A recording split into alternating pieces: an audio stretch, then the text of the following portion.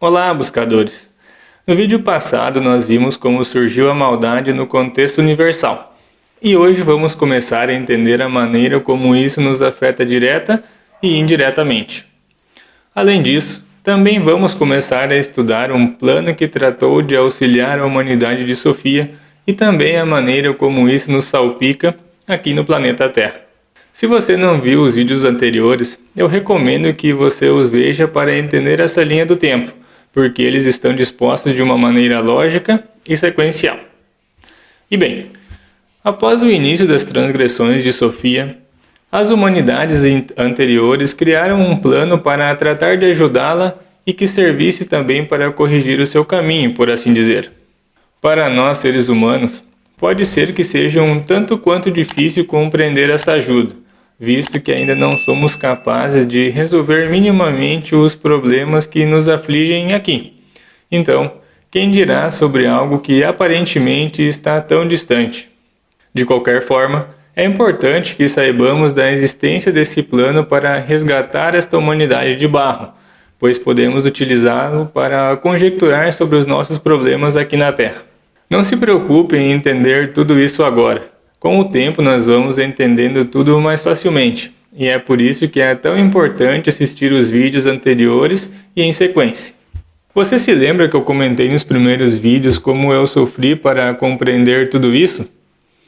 Pois é, eu aprendi todo este conjunto de saberes de uma forma desconectada, e minha tarefa aqui é justamente tentar agrupar as informações e dispor aqui os conhecimentos de uma maneira mais compreensível e organizada. Ok, então, dando continuidade às nossas pesquisas, se estudarmos com disposição e humildade, não é nada difícil perceber que as humanidades anteriores a Sofia estavam seguindo fielmente as normas do amor. Nós já vimos que ela se trata de uma lei de coesão e de vida. Só que, por outro lado, algumas dessas humanidades posteriores não aceitaram a remissão dos seus erros e continuaram a se desviar dessas normas naturais, o que resultou então em uma progressão em sua jornada de degeneração. Ainda que de maneira inicial, mesmo sendo um assunto um pouco complicado, você consegue traçar um paralelo com a nossa realidade aqui na Terra. É só refletir um pouco. Os relatos do livro secreto de João mencionam que quanto mais persistiam no erro, mais deterioravam suas mentes e seus corpos. E como toda ação tem uma reação, baseada em outra lei, a de causa e efeito, que nós também já estudamos por aqui, a consequência, então, não foi para nada benéfica. Eu gostaria que vocês se atentassem muito ao tópico seguinte, porque este conhecimento se torna muito útil para entender muito do que acontece à nossa volta, e que por vezes nós nos questionamos e não somos capazes de entender. Portanto, atente-se ao fato de que o acúmulo de consequências negativas ocorridas em Sofia criou uma nova consciência coletiva. De acordo com o livro secreto de João, essa nova consciência foi denominada dragão, mas não tem nada a ver com aquele animal que lança fogo pela boca, é apenas um símbolo. Em outro vídeo mais adiante nós vamos estudar sobre essa temática da simbologia e você verá como isso é útil para entender os panoramas em que nós estamos inseridos. Mas por ora, guarde em seu coração essa premissa de que, coletivamente, nós somos capazes de criar uma nova consciência. Isso é muito importante, ok? E para tratar de exemplificar e tentar trazer a um contexto mais palpável, eu sugiro que você preste atenção sobre os estudos de Napoleon Hill. De acordo com ele, a harmonia é baseada na compreensão das forças que constituem o ambiente de cada um. E isso é importante para interpretar, compreender e tirar o máximo dessas forças que o rodeiam. Só que em Sofia o que ocorreu foi exatamente o oposto, pois o livro nos relata que ela teve a intenção de atuar afastada dos parâmetros de lei, o que por seguinte não se alinha com essa lei de harmonia.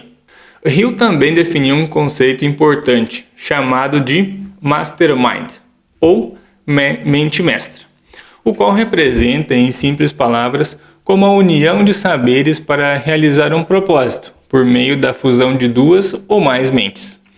Para Hill, essa fusão gera uma química mental que cria uma terceira mente, em que todas as outras mentes podem fazer sua e empregar. Tome nota dessa parte da criação da terceira mente, porque ela é fundamental. Dando continuidade, o livro secreto de João nos relata que nessa constante violação das leis naturais, o dragão tentou esconder a sua produção, e como resultado dessa mente coletiva desalinhada dos princípios originais da criação, seu resultado foi a conformação de um padrão deformado, chamado Yaldabaoth, ou o primeiro governante. Este pensamento posterior estava carregado de contaminações, pois ao não alinhar-se às normas originais, aumentava o reflexo da ignorância das leis naturais. Como consequência, ainda que carregada de imperfeição, Sofia gesta então e dá a lux a uma descendência, que por estar forjada à base de ignorância, nasce horripilante. Seu símbolo surge como o formato de uma serpente. Mesmo sendo imperfeita e muito ignorante, essa criação foi forjada com um grande poder. Ela era forte e criou para si mesmo outros reinos. Ela aparelhou-se fortemente com a estupidez e concebendo algumas autoridades. E ao perceber-se tão poderosa, Sofia então criou um mecanismo preponderante, o qual lhe conferiu uma relativa vantagem. Atente-se, portanto, a esse eficaz recurso, o disfarce.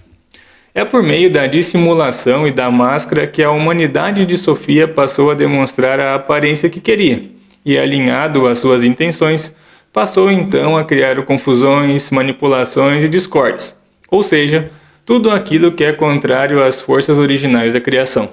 As humanidades anteriores conformaram então um plano para auxiliar este reino dominado pelo caos. Em seu 10º capítulo é relatado o seguinte: todos os anjos e demônios trabalharam juntos até que em seguida moldaram o corpo psíquico.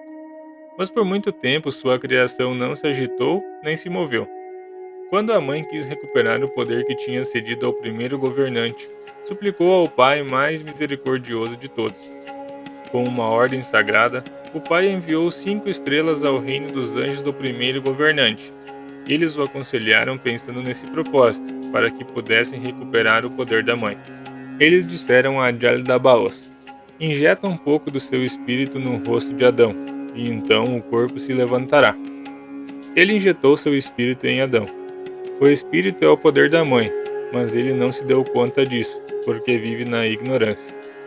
Assim, o poder da mãe saiu de Yaldabaoth e entrou no corpo psíquico que foi feito como uno, que é desde o princípio.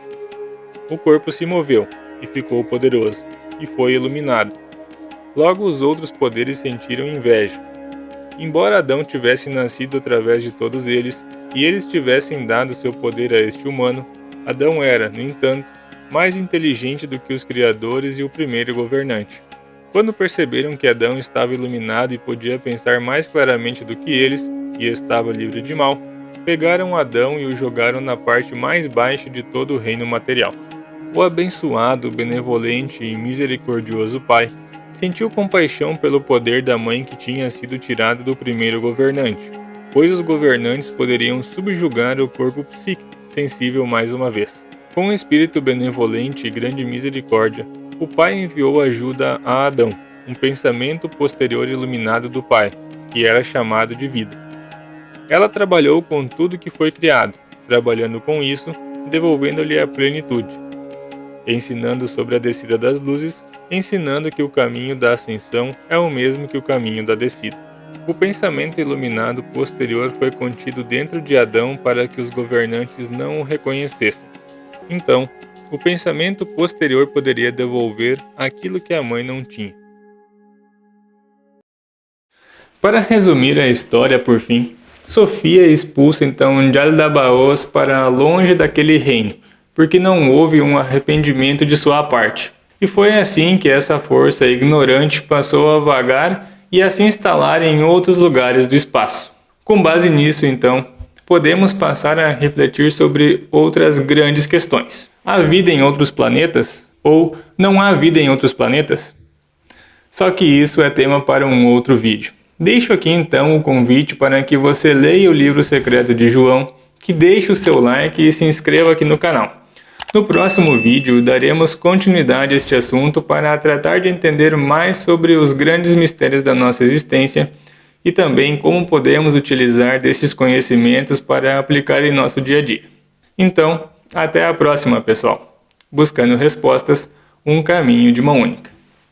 Tchau!